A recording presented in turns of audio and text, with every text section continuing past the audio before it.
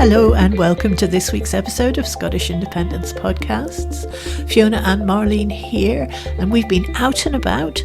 We've been to a conference in Perth which was put on by the Revive Coalition. That's a coalition of various different interest groups campaigning for the reform of grouse moors. Now, the Wildlife Management and Muirburn bill is going through Holyrood right now, so this is very topical. But do we know what the issues are for Muirburn, raptor persecution, grouse moors? What is the problem with grouse moors? Let's find out with the help of our guest, Max Wiszniewski, who is the campaign manager for the Revive Coalition, and will also be listening to some clips from the conference. Once we know what the Muirburn bill is all about, we'll be listening to a snippet from that bill being presented in Holyrood. The coalition consists of Commonweal, the League Against Cruel Sports, Friends of the Earth Scotland, One Kind, and Raptor Persecution UK.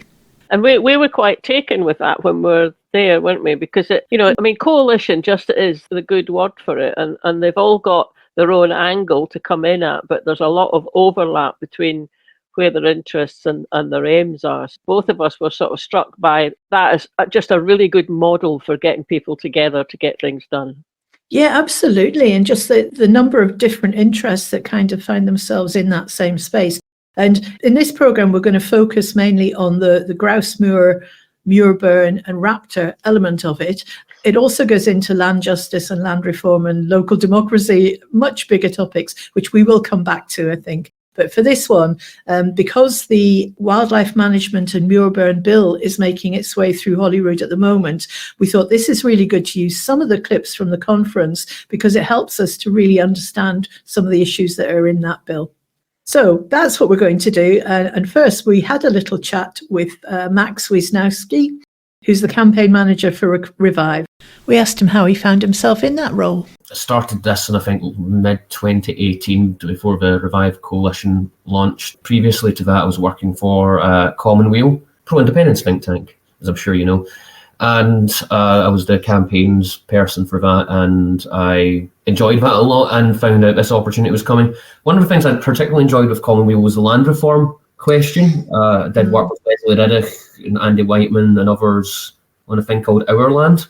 So, and that was like 2016 onwards, did Our Land festivals, and yeah, it was fantastic. So, I mean, I've always been particularly interested in this issue, and yeah, I mean, this opportunity to do this particular line of work was something I couldn't quite say no to. Oh yeah, and it's great if you can actually end up in a field that you're passionate about. The social media element of the campaign, I mean, that's the bit I noticed, I have to say.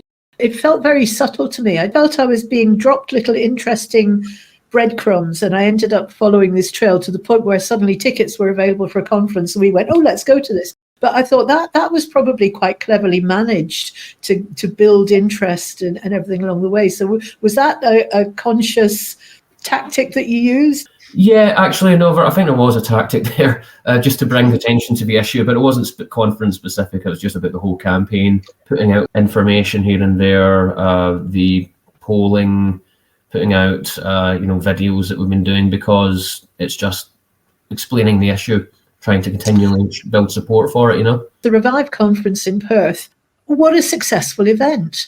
What's your reflections of it? Did it go by in a blur? It must have been months of work leading up to it. It was quite smooth, actually. I mean, I'm lucky to have some good colleagues that helped me with it, but did a lot of the good work. But yeah, it was, I think, because, we've developed a bit of a reputation now for doing good work. I mean, getting people involved wasn't actually too difficult.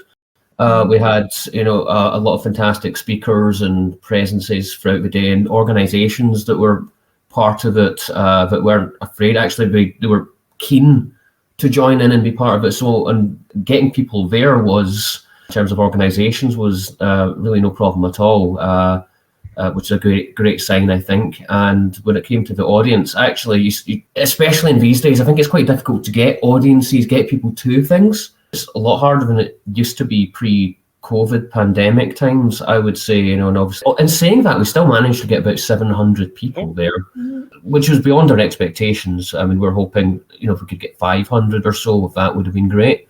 But 700, yeah, we were quite pleased with it. And yeah, as for the day itself, and I remember most of it, it didn't go through in a blur, but I think it was I felt quite relaxed during it, the conference. But I think that was just because everything was in hand, and it was just, and everyone knew every bit, everyone knew what they had to say and how to contribute, and the questions from the audiences were great, and yeah, it flowed by quite well, I think.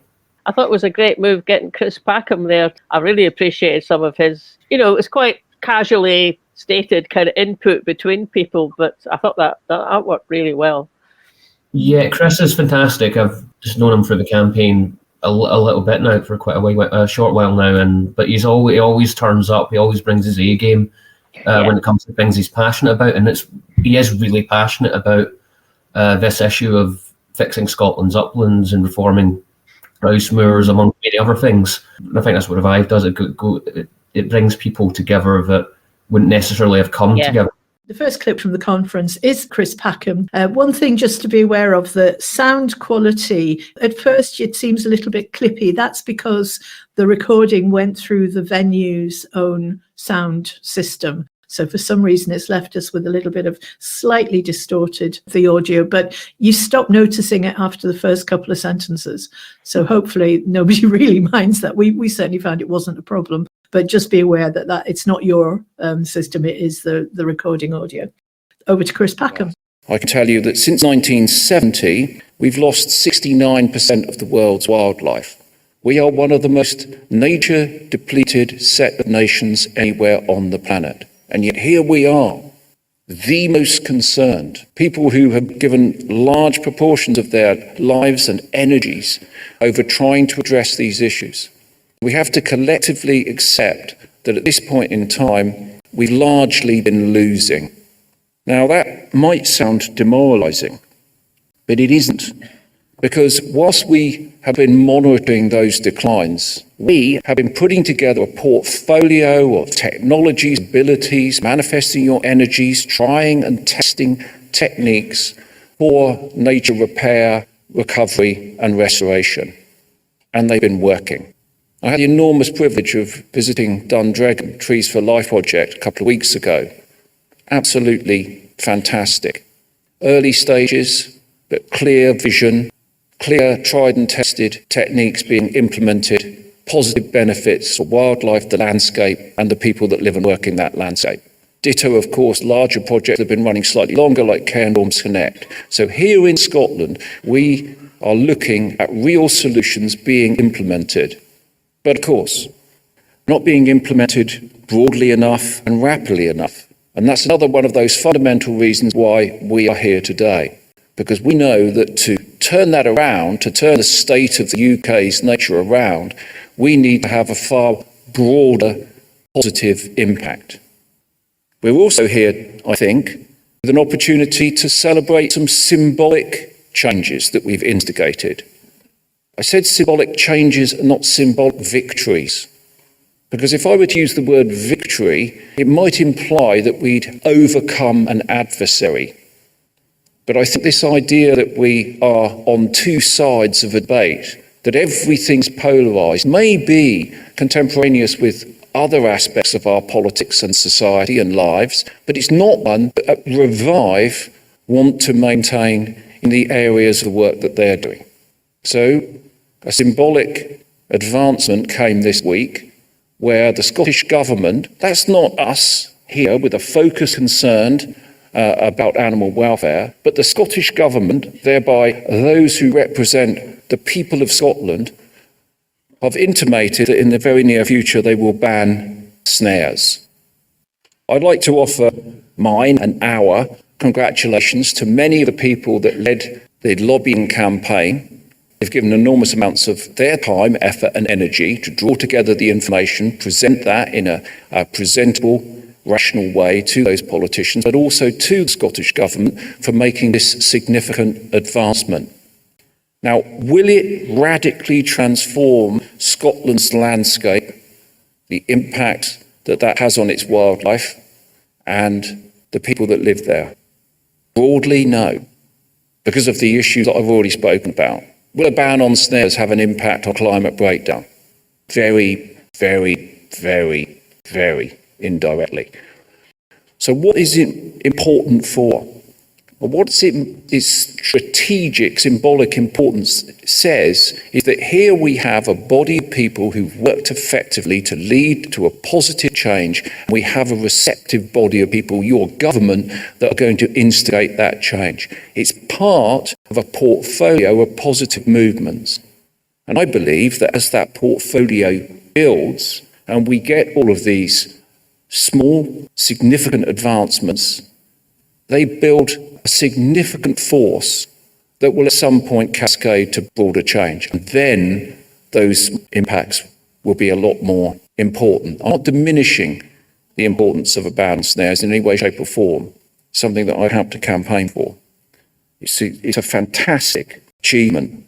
And one of the problems we faced is those that believe that the best way forward is for everything to stay as it was because as it was better than it is now. But as I've already pointed out, and I don't need to tell the people whose houses were inundated by water in the last month, or all of those people who've gone out on those surveys and found less things to survey, that things need to change.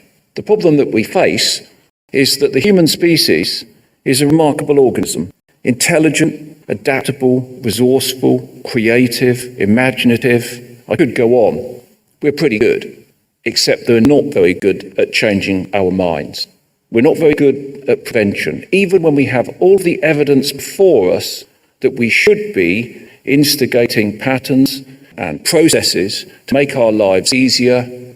We find it, unfortunately, easier to not do anything until we have to cure a problem. But curing extinction is not possible. So at this point in time, we are trying to compel people to change their minds more rapidly than they wish to, because they're entrenched in a system which is broken, and it's easier, unbelievably, for them to want to stay in that broken system than it is to think, this is not a problem I'm faced with, but an opportunity. And there's another key difference. What we see as opportunities, other people see as problems. And part of our job now is to convert that, to show them that by making those changes, undertaking those reforms, that will be a positive benefit to them. Not addressing a problem, but seizing an opportunity. In terms of how we affect that, well, we have to campaign. Sometimes we have to protest. And there are, I think, a number of components that we need to think about in that process. I call them the 3 M's. Firstly, motivation. What has motivated you to come here today? Something has compelled you to give up your time to travel here to play a role in this discussion. That's the motivation. Now, it might be that you're angry. It might be that you're scared. It might be that you feel a compunction to do good, a good that you have recognised. It might be that you're guilty, feeling guilty for not having done enough previously, and you feel that you want to catch up as quickly as possible. It could be a multitude of reasons, but there's always a motivation. We don't do things for nothing. There's always an underlying purpose, and understanding and respecting that motivation is really important. The second thing is method. How do we shape our campaigns, our protest, our activism to ask for change? What methods do we use? And if those methods are not working, why don't we change those methods? I mean, you could think, again, in the past, if we think about just one aspect that we will be discussing today, and that's the illegal persecution of birds of prey on driven grouse moors. In the past, we tried to work with that community, and essentially, for a long period of time, we were asking them for reform. We were trying to implement education. We were setting up partnerships. Okay, that method didn't work because the birds are still being killed. So we have to change our method, and the method that we've sought to use is to ask for licensing of those moors so that if they misbehave, they can be properly regulated. So that would be an instance where we've changed our method. But I think too often, when it comes to instigating environmental or conservation change, we don't update our methodology rapidly enough. We are still tinkering around the edges, standing outside the room, being too timid. What is very clear at this point, in order to effect that restoration, repair and recovery, we need mandatory changes. That's why we're moving towards licensing, and that's why we want a ban on snares, not a voluntary code of practice, because we run out of time. The last M is the message. So we've got the motivation, we are thinking about our methods, hopefully we're reshaping those methods if they're not working, but equally at the end of that, if we're campaigning, if we're activists or protesting about something, is the message getting across to those people who are going to be able to affect that change or instigate it indirectly, such as the ban on snares being instigated by the Scottish Government. If that message is not reaching its target, then we're not acting effectively enough. And I would argue that that's another one of the legacies that our generations carry as a failure. We haven't acted rapidly enough, broadly enough, and we haven't got those messages to the right places at the right time. So that's something that we need to address once again. And the reason I mention this is because I think another cause for celebration today, outside of the ban on snares and the move towards licensing, is that the Revive organisation is a very intelligent example of how contemporary conservation should be working. Revive is made up of groups that have concerns about animal welfare, about conservation, and about social justice. Because it has recognised that we cannot look after the natural world without looking after the people that live in it. That is a realism that should have been grasped a long time ago. What Revive does is take all of the knowledge, all of the science, all of the research, and frame that in a way which is an opportunity, not a problem.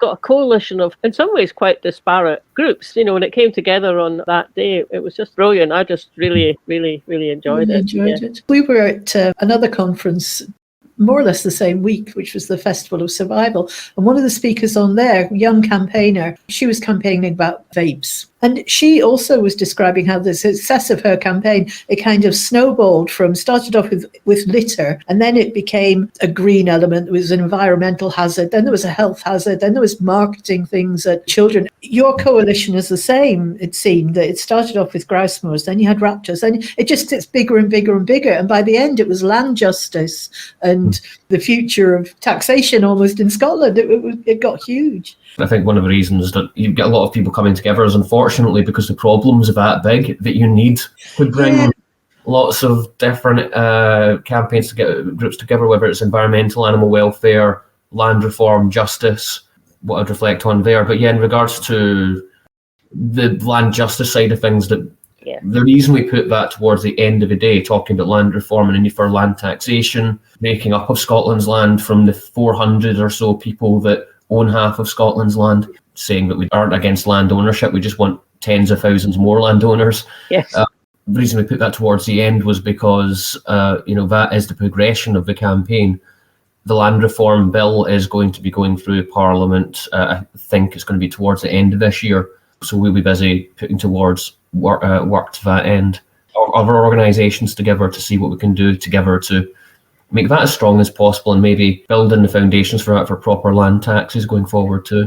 Andy Whiteman's proposed land bill, I thought, was extraordinary compared to what the Scottish Government's first cut, what the consultation was. It seemed, when you looked at the two, Andy's just seemed so much more bold and comprehensive and would make a real difference. So it'll be very interesting to see if there's any movement between those two. Yeah, you do get an impression.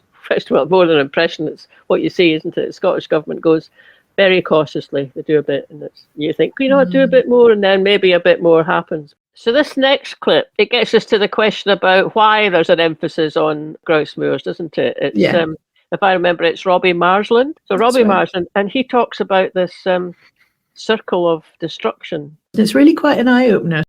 So I don't know what you think about shooting grouse and whether you think that's a good thing or a bad thing, the ethics of it, shooting an animal for entertainment. But what we've always said to people is, whatever your stance on that, have a think about this circle of destruction, that it surrounds that activity, which is designed to ensure there is an overabundance of grouse to shoot for entertainment. If you're going to shoot hundreds of thousands of a wild animal, then you need to make sure there is going to be a reservoir, as they call it, to shoot next year. If you shoot them all, that's the end of your sport. So you have to make sure there's an unnaturally high number of grouse. And to do that, you put out chemical medication to stop grouse from getting a disease. You kill mountain hares. And I'm glad to say one of the first successes of the campaign was a ban on killing mountain hares. That was one of the very early successes we had. The mass trapping of wildlife is still going on. Hundreds and hundreds of thousands of animals killed each year because they're thought to reduce the number of grouse, and they need to have more grouse to make sure their sport continues. Burning of peatlands, Muirburn, huge issue. Muirburn is burned to make sure that there is more food for grouse so that there are more grouse to shoot. Unfair land use in terms of the sheer size of the land and tracks and roads which would go across the moors, and of course the killing of birds of prey. Revive is described by the Scottish Gamekeepers Association as a wrecking ball. A wrecking ball. Now, my view is that what Revive is calling for is more jobs in the rural community, more access of local people to Scotland's land, and more chances of making an economic success of that land. And my hope is that in the future, Scottish Gamekeepers Association will see us as a force for good and not a wrecking ball.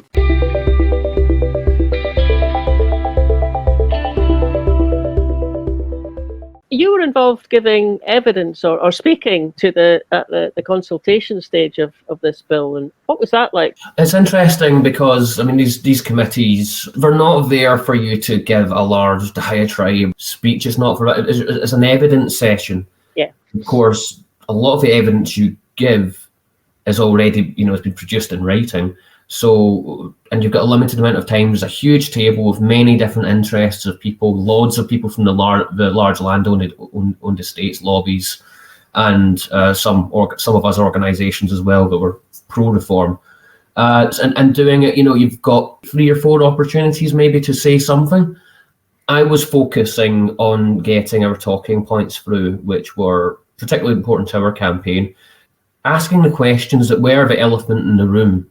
The elephant in the room being, there's this grouse moor bill going on. We're talking about trap licenses and licensing for Muirburn, the burning of heather, so more grouse can be shot, manipulating the environment. We're talking about licensing these activities. Okay, great, fantastic. Let's do that. Let's put it under national framework. But what are the licenses to do these things going to be given for? Is it acceptable to dish out licenses for trapping in Scotland for the purpose of grouse shooting, for the purpose of maintaining and increasing the numbers of wild birds to be shot by a few people for sport, and the same with Muirburn and burning as well, burning huge tracts of land, over 200,000 football pitches worth of land, so that more grouse can be shot for sport. So when you put it that way, that's what I was trying to get in there and get the MSPs to think about. We support the bill in general. It's a good intervention into land management practices. It could be stronger, and that's what we're trying to do: address these big elephants on the grouse moor, if you want to call it that. They haven't decided to ban all traps, I'm afraid. Well, certainly not for the purpose of sport shooting. No. License them all. Currently in the legislation it says they have to require training every 10 years, which is a bit ridiculous.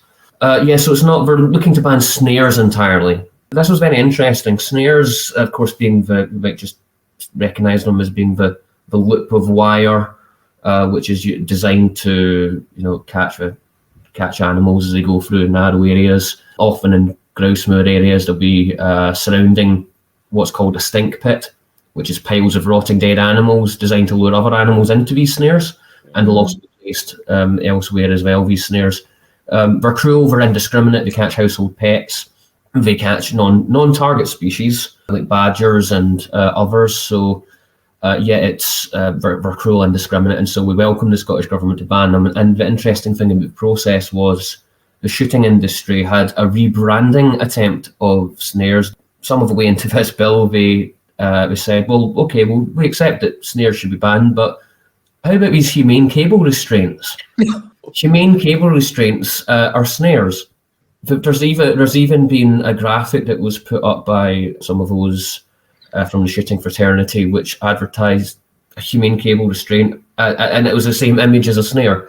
So the League Against Cruel Sports ran a Spot the Difference social media campaign just to show them right next to each other, which I thought was quite clever. Yeah. And the government weren't fooled. I didn't think they would be, but after an evidence session on it in the Parliament, in which loads of views were exchanged, the government were like, yeah, we're not fooled. Yeah, we're going to properly ban snares. So I hope that it stays strong and it's not amended out of the legislation in any way. But we're quite encouraged by the Government Minister Gillian Martin's addressing this properly. And you might remember being at the Arrive conference, she was given a standing ovation in absentia for that decision. The next thing we're going to look at is Dr. Helen Armstrong explaining what Muirburn is and why it's an issue. I'm sure everybody here is very familiar with this landscape. The patches of heather moorland that are burned on a rotation between 8 and 25 years to create this landscape which has a mosaic of different heights of heather that provides the best feeding and the best nesting habitat for red grouse, which helps to support the high numbers of red grouse that are needed to make driven grouse shooting viable. So it's done for that one purpose. It mostly takes place in the east of the country where it's drier. So around the Monalea, the Cairngorms, the Angus Glens, Highland Perthshire, Lammermuir Hills and parts of the southern uplands is where muir burning for grouse takes place.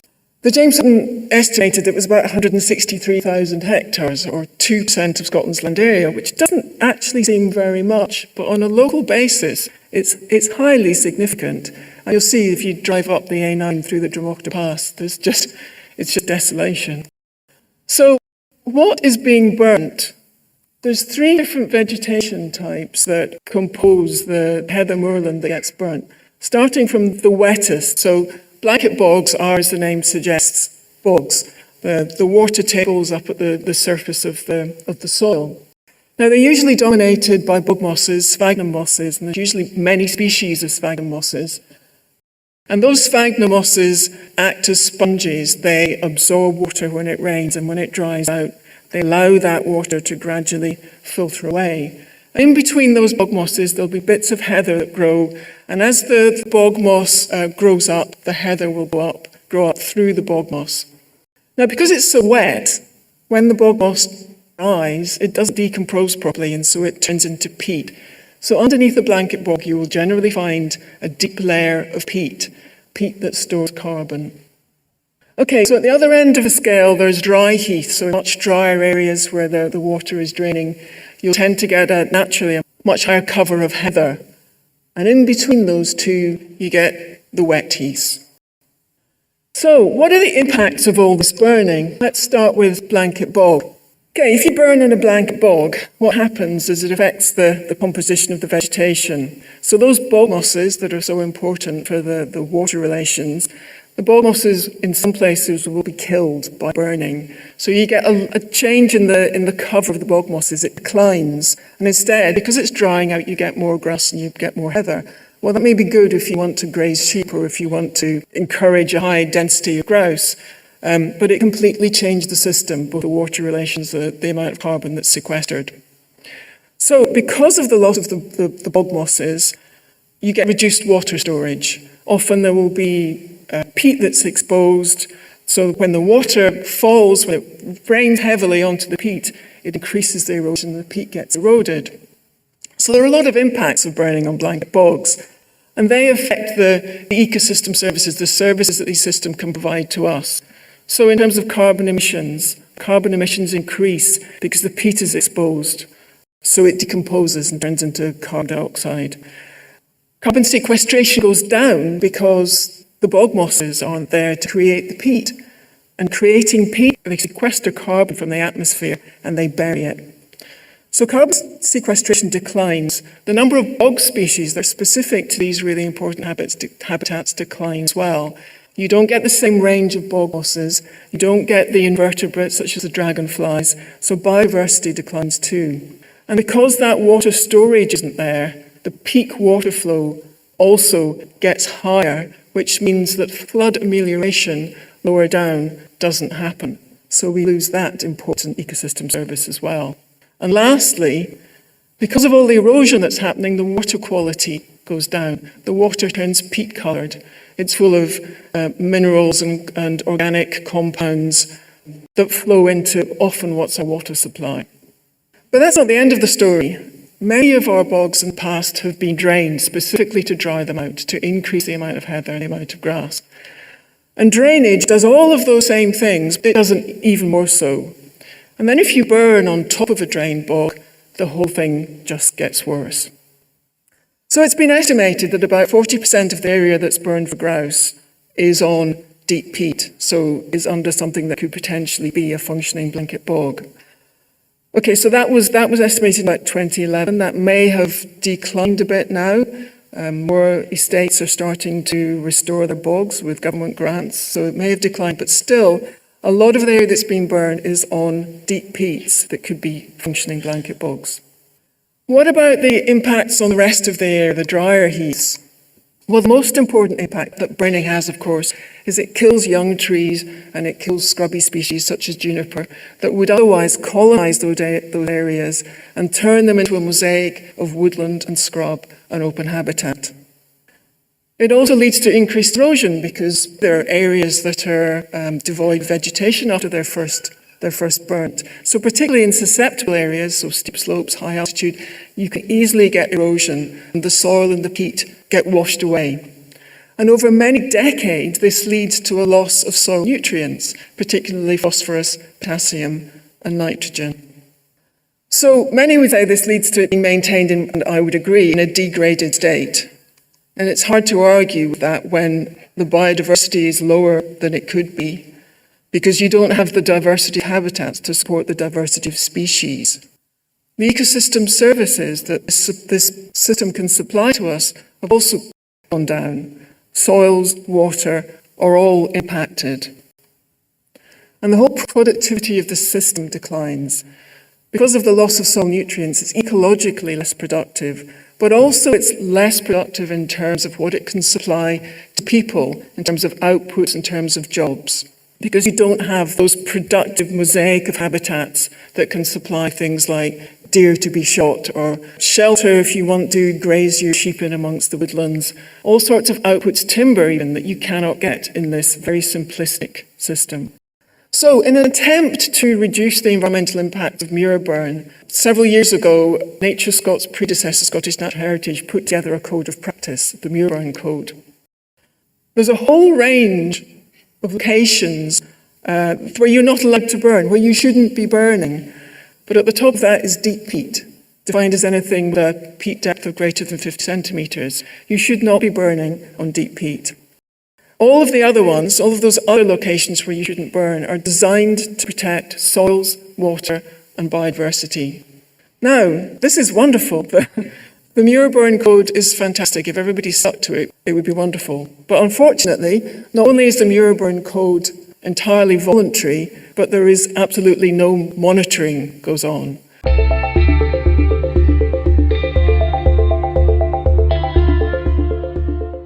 This next clip was one that I was particularly really engaged with when she was telling us, and it's Dr. Ruth Tingay, and she's just telling us about the raptors, how they track them, and then of course they notice that the tracking stopped, the raptor disappears. There's a whole lot of detail about what's happening, what happens when they lose track of it, but it is fascinating. And so she brings together all this evidence, and it's very obvious that on some grouse moors, certainly not all of them, but on some grouse moors, the raptors are being persecuted. Now, this was actually a slide presentation, which obviously we can't bring you on the podcast version, but if you'd like to watch it, it is on our YouTube channel, but hopefully you'll get the gist of it from the description. So this is the main report commissioned by the Scottish Government, published by some excellent scientists, Phil Whitfield and Alan Fielding, based on a lot of golden eagle satellite tag data. It's published in 2017. And this is the report that found all these eagles were disappearing in suspicious circumstances, predominantly clustered in areas that were managed intensively for driven grouse shooting. I should point out, I don't think that golden eagles are being taken out on every single driven grouse moor in Scotland.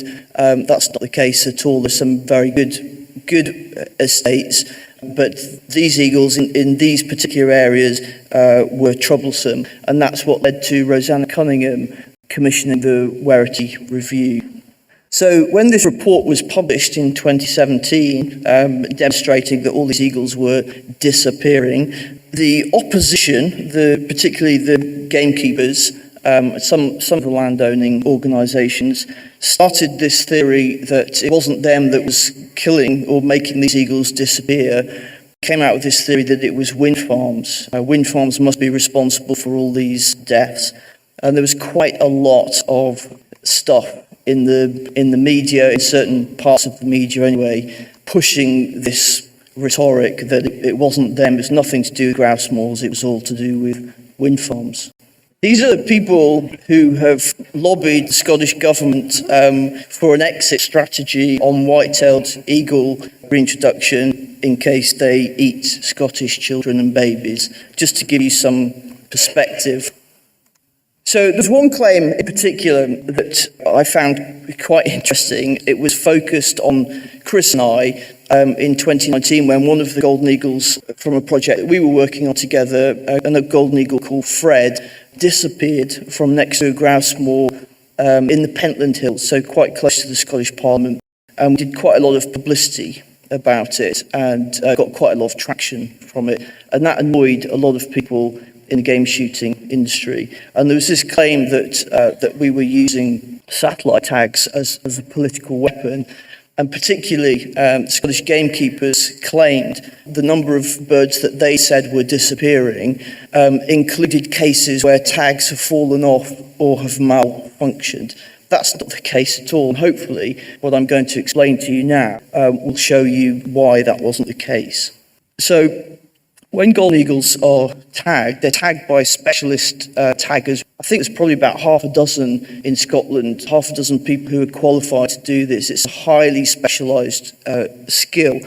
And they're tagging these golden eagle chicks when they're between 50 and 70 days in the nest. They haven't yet fledged. So once the birds fledge, we don't usually see those birds again after they've been tagged. What we do see, we get downloads of data from the tags, depends on the type of tag you're using and the duty cycle that you've programmed to how many times you get data coming into your laptop. If I opened up an email with one of the eagles from our tagging project, this is where this bird has been in the last few hours. The yellow dot tells you where it is now. And this is a very zoomed out map. If I'd zoomed in on this on Google Earth, this would be giving me very, very, very precise locations of where this bird has been, sometimes even down to the actual tree that it's been roosting in. That's how powerful these tags are. So we get this every day, so we check in on the eagles. What we can do with those data, as well as checking every day that they're still alive and they haven't disappeared on a grouse moor, what we could do in a scientific context is put all these data together. This map just shows you the data from one satellite tagged eagle, one of our eagles, that was hatched in the Cairngorms National Park. These data show all this red mass. These are all flight lines from this bird over a period of a couple of years. And one of the things that our research group has been looking at is the interaction of satellite tagged golden eagles with wind farms, because wind farms are a particular issue for raptors in some countries, and they could be in this country.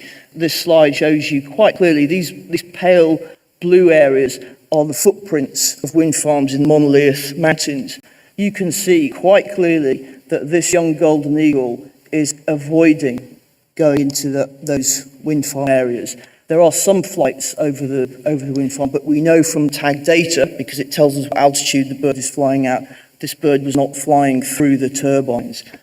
So as well as those maps of showing us the data, we also get data downloads every day from the tag. So this is giving us locational data. So we've got latitude and longitude. The tags that we're using, that we're using particularly, are solar powered. So they're not going to stay on a high voltage continually throughout the year. Sometimes of the year, the battery is going to drop. And it tells you when the battery is dropping. So there's still enough power in the tag to tell us that the tag is active, but there's not enough power to give us a longitude or latitude. So that won't give us any cause for concern.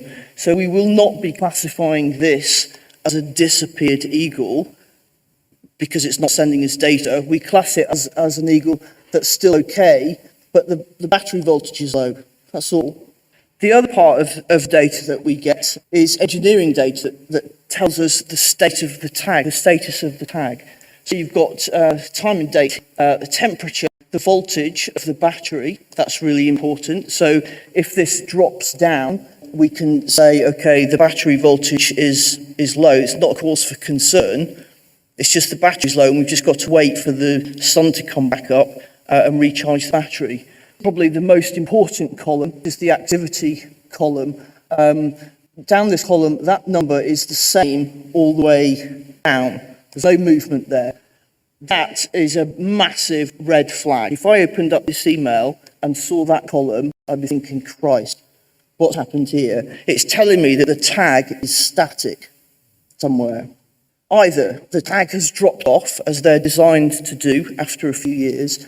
When the tag drops off, if it's still got voltage, battery power, it will still transmit. So it means that we can go to the last known location and collect the tag, and we'll have it refitted and use it again. Or that static number tells us that the bird is dead, but the tag is still transmitting. And this is what happened for quite a few years when satellite tagging first started, because the people killing the eagles didn't realise that when they killed the bird, they didn't realise that the tag would still transmit. So this is a bird that was killed in the Angus Glens a few years ago. Now you can see it's got a satellite tag on it. The satellite tag data showed that this bird travelled through the night into a lay-by in Aberdeenshire where it was left to die.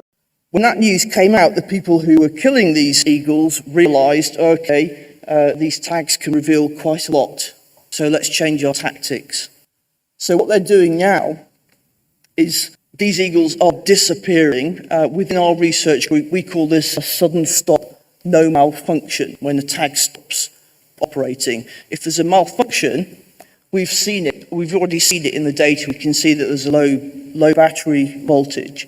If everything's working perfectly, and there's no explanation, there's no indication that this engineering work is about to expire, this is what we call sudden stop, no malfunction. So everything's fine, all looks fine, all of a sudden it just stops. And you don't hear any more from that bird. Disappeared. No evidence. You go to the last known location, there's nothing there. We've been wondering what's happening to those birds. We can make a pretty educated guess. But a couple of years ago, a member of the public found this in a river in Perthshire. Didn't know what it was. There was a sticker on the side with a phone number. And luckily for us, that guy phoned the phone number and got through to Phil Whitfield, who's one of the researchers on this project. And said, I found this thing in the river, I don't know what it is, but it's got your phone number on it.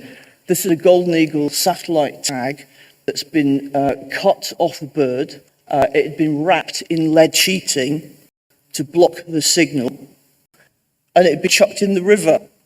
And we know exactly which bird this has come from because this tag has an individual number on it.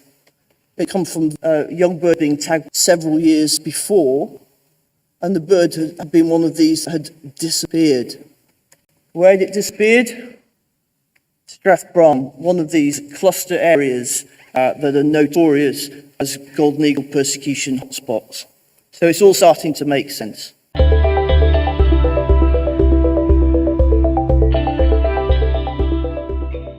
So now we know about Muirburn and we know about tracking raptors. Now we can go in and listen to Gillian Martin introducing the Wildlife Management and Muirburn Bill at Holyrood, and this time we'll understand what she's talking about. And also look out for Rachel Hamilton's intervention. I was the convener of the Environment, Climate Change and Land Reform Committee in 2020 when the independent grouse moor management group led by Professor Werity, presented their report on the environmental impact of grouse moor management practices. That report made it clear to me and my then committee colleagues that previous measures this Parliament had put in place to address raptor persecution were insufficient, and that we needed to consider further regulation of activities traditionally associated with grouse moor management, including Muirburn, predator control and the use of medicated grit. Sadly, since the Werity report was published, the issue of raptor persecution has not gone away. Even just last week, I read reports of missing hen harriers. And on Monday, I'm sure everyone in the chamber will have read the same reports that I did, that a satellite-tagged golden eagle, Merrick, in the south of Scotland has come to harm, according to Police Scotland. And on Tuesday, a peregrine falcon was found dead in an illegal trap in the Pentlands. I, of course, recognise the important contribution that grouse shooting makes to the rural economy. Grouse moors can be successfully managed in a way that doesn't negatively impact on the environment or biodiversity, and a great many of them are acting responsibly. But we need to end the blight of raptor persecution that takes place on the few estates that give the sector a bad name, and to quote from the Werity Review, change the culture of grouse moor management. The introduction of a licensing scheme for grouse is a proportionate measure to achieve these aims. It provides us with the means to take effective action against the destructive minority who continue to illegally target birds of prey while allowing law-abiding grouse moors to operate without undue interference. Yes. Rachel Hamilton. Can the Minister give us evidence that the specific incidences that she is talking about are related to grouse moors? Minister. Well, in my response to the committee report, which Ms Hamilton will have sight of, I have put an appendix in place which actually outlined that that detail that I don't have time to go through right now. But I would also refer Ms Hamilton to the RSPB's report, which was published last week, which actually outlined that there had been 35 various raptor disappearances since 2017, and they actually identified that quite a lot of the instances of where this had happened were on grouse moors, I'm sad to say. The introduction of a licensing scheme for grouse is a proportionate measure. It provides us with the means to take effective action against the destructive minority who continue to illegally target birds of prey, and allowing law-abiding grouse moors to operate without undue interference. I firmly believe that licensing is in the interest of the grouse moor sector, and to have them regulated in the same way that shooting estates are across mainland Europe. Licences, I firmly believe, will be good for the public reputation of those estates, those many estates who hold licence and abide by the licence, including a statutory code of practice that will be developed in conjunction with stakeholders, will allow us to build on the best practice that I know many grouse moor managers are already undertaking. I'll move on to Muirburn. Muirburn is a very complex issue, and research to date suggests that it can have both beneficial and adverse effects. The provisions in the bill are therefore designed to ensure that Muirburn will always be undertaken with the necessary care and expertise. And I know everyone in this Parliament is aware of the essential roles that our peatlands play in capturing carbon and enhancing biodiversity. That is why this bill includes provisions to strictly limit the making of Muirburn on peatland. But this bill is not just about moorland management. We also have a very strong record in this Parliament of promoting the highest standards of animal welfare and legislating to ensure all these standards are upheld. Accordingly, the bill addresses two key recommendations made by the Scottish Animal Welfare Commission: to ban the use of glue traps and snares.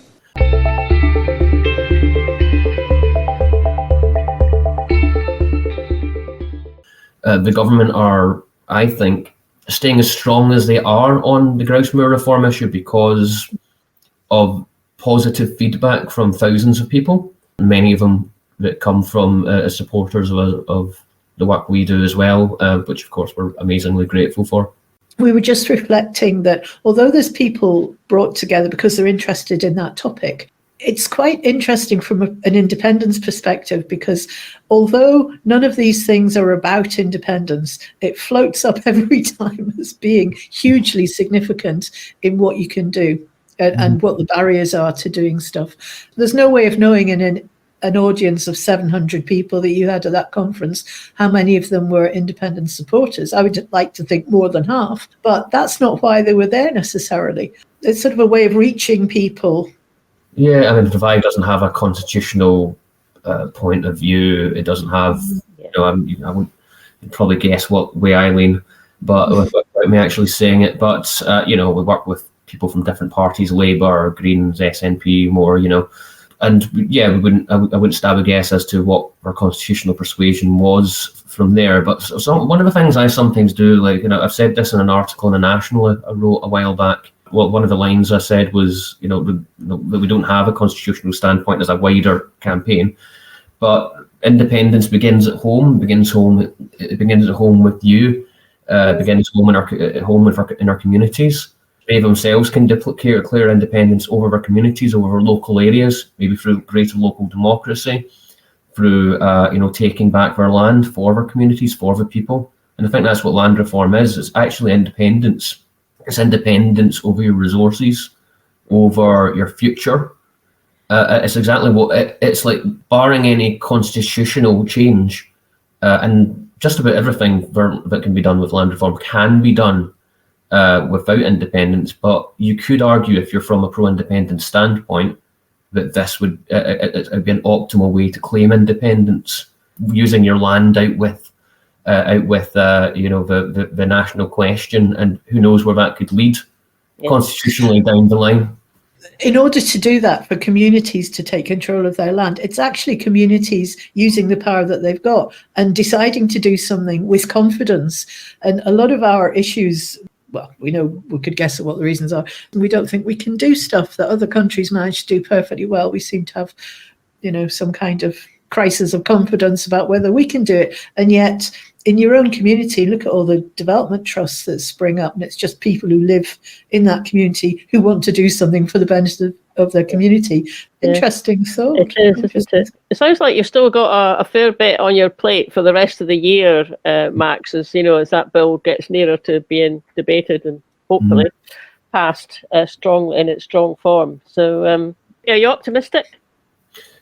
I'm optimistic that the bill can remain relatively strong. The amendments that could make it ideal and far stronger, I think we'll have to wait and see. If we're being politically realistic about it, it's not going to. I don't think it's going to be miles away from where it is now. But some of the amendments that I'm confident of, and I'm hoping that the ones that make the most difference can certainly go through. With maybe SNP, Labour, Green support, but we'll have to wait and see. It's just really great to chat to you, Max, and fingers crossed for next week then, and and for over the months to come. And you certainly had, in Fiona and I, you certainly had two very, very satisfied, happy attendants at that conference, and then the getting the invite to Holyrood for the evening reception was kind of icing on the cake, really. It was. It was. If people want to get more involved, how do they do that? To do it, just go into revive.scot simply. As soon as you go on your phone or on the website, there should be an option to sign up to Revive, sign the Revive pledge. If you do that, you get access to the mailing list, and you get emails from me, kind of irregular ones. I don't like to bother people unless there's something useful to say, from me or my colleagues. So you'll get mail outs, and that's how you updates on what's happening that's important. And you can also check out the news posts on it as well for something that's happening. Or social media, I think it's at Revive Coalition on Twitter.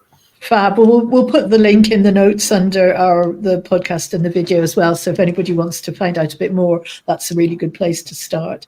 And best of luck to it. We'll be keeping an eye on the committee and see what happens. So hope you enjoyed that. We found the conference was really interesting. The whole afternoon was fantastic. But this gives you a flavour of it. And if you want to watch the whole conference, it is available on live stream on Independence Live's channel. The bill has now finished its second stage. We're recording this before then, so we don't know how that went. But there's certainly a need to kind of keep an eye on any amendments that were put forward, especially by opponents to the bill. I mean, it's come a long way, but it's not a done deal yet. Thanks for listening, everybody. If you've enjoyed this episode and maybe even found something useful to share in your next conversation with an undecided voter, please give us a like and please also subscribe. It's free. New episodes out every Friday. Catch you later. Bye now.